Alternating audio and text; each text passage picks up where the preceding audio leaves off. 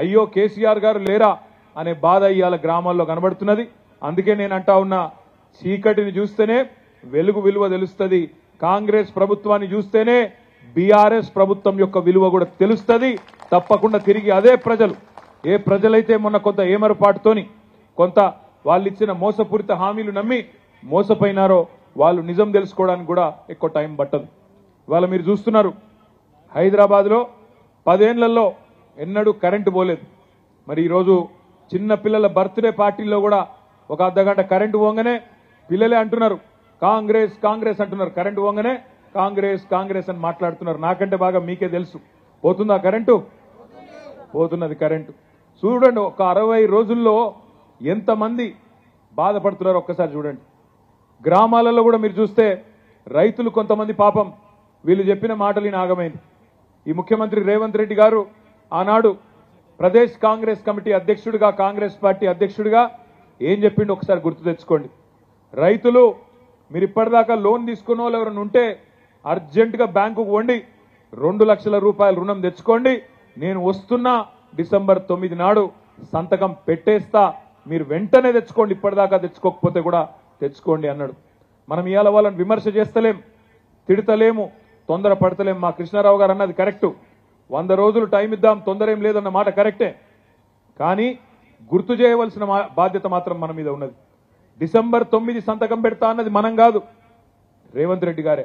అందుకే వారికి గుర్తు చేస్తా ఉన్నాం, అయ్యా డిసెంబర్ 9 పోయింది, జనవరి 9 పోయింది, ఇంకో 4 రోజులు అయితే ఫిబ్రవరి 9 వస్తుంది. గుర్తు చేయవలసిన బాధ్యత ప్రతిపక్షంగా మీరిచ్చిన హామీలను గుర్తు చేయవలసిన బాధ్యత మా మీద ఉన్నది. రైతులు ఎదురు చూస్తా ఉన్నారు, 2 లక్షల రుణమాఫీ ఎప్పుడు చేస్తారా అని ఎదురు చూస్తా ఉన్నారు. రైతులు చూస్తున్నారు, 500 రూపాయల బోనస్ ఇస్తా అన్నారు ప్రతి క్వింటాల్కు. మీరు రైతులందరూ ఎదురు చూస్తా ఉన్నారు. యాసంగి పంట, ఎండాకాలం పంట కోతలు కాగానే రైతులు ఎదురు చూస్తారు. 500 రూపాయల బోనస్ క్వింటాల్కు ఇచ్చి తీరుతామని మీరు ఏదైతే చెప్పినారో చేయాలని చెప్పి నేను గుర్తు చేస్తా ఉన్నా. ఇక్కడ మా ఆడబిడ్డలు ఇంత పెద్ద ఎత్తునున్నారు. ఆడబిడ్డలందరికీ గ్యారంటీ కార్డులు ఇచ్చినారు. 100 రోజుల్లో 6 గ్యారంటీలు అమలు చేస్తానని చెప్పి గ్యారంటీల మీద ముఖ్యమంత్రి గారు, ఉప ముఖ్యమంత్రి గారు ఇద్దరు సంతకాలు పెట్టిన గ్యారంటీ కార్డులు భద్రంగా ఉన్నాయి. ఏం చెప్పినారు ఆనాడు? మహాలక్ష్మి అనే కార్యక్రమం తెస్తున్నాం, నెలకు ప్రతి మహిళకు 2500 రూపాయలు జమ చేస్తామన్నారు. కోడన్లకు 2500, అత్తలుంటే 4000 రూపాయల పెన్షన్ కూడా ఇంటింటికి ఇస్తామని చెప్పినారు. చెప్పినరా లేదా? మీకు వచ్చినాయి కార్డులు, గ్యారంటీ కార్డులు? పైసలు రాలేదు, గ్యారంటీ కార్డులు వచ్చినాయి అంటున్నా. అందుకే ఇవాళ రాష్ట్రంలో 1,57,00,000 మంది ఆడబిడ్డలు, 18 ఏళ్లు నిండిన ఆడబిడ్డలందరూ ఎదురు చూస్తా ఉన్నారు. ఎప్పుడు చాలు అవుతుంది మహాలక్ష్మి పథకం 100 రోజుల్లో, ఎప్పుడు 2500 రూపాయలు మా ఖాతాల్లో వేస్తారని చెప్పి ఆడబిడ్డలందరూ ఎదురు చూస్తా ఉన్నారు. అందుకే నేను విమర్శ చేస్తలేను, ప్రభుత్వానికి గుర్తు చేస్తా ఉన్నా. ఎందుకంటే మార్చి 17 నాడు 100 రోజులు నిండుతాయి ప్రభుత్వానికి. 100 రోజుల్లో మీరు ఇస్తానన్న హామీలు నిలబెట్టుకోండి. ఆ తర్వాత మీరు ఇంకా చాలా చెప్పినారు.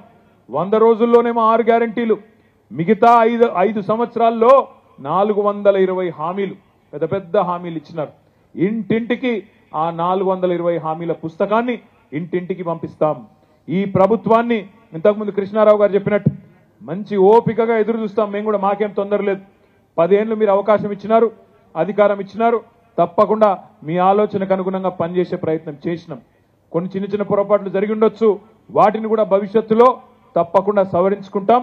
మళ్ళీ ఒకసారి తిరిగి మీ మనసు గెలుచుకునే ప్రయత్నం గ్రామీణ ప్రాంతాల్లో కూడా, హైదరాబాద్తో సహా గ్రామీణ ప్రాంతాల్లో కూడా తిరిగి మళ్ళీ గులాబీ జెండా ఎగిరే విధంగా పనిచేసుకుంటూ ముందుకు పోతాం.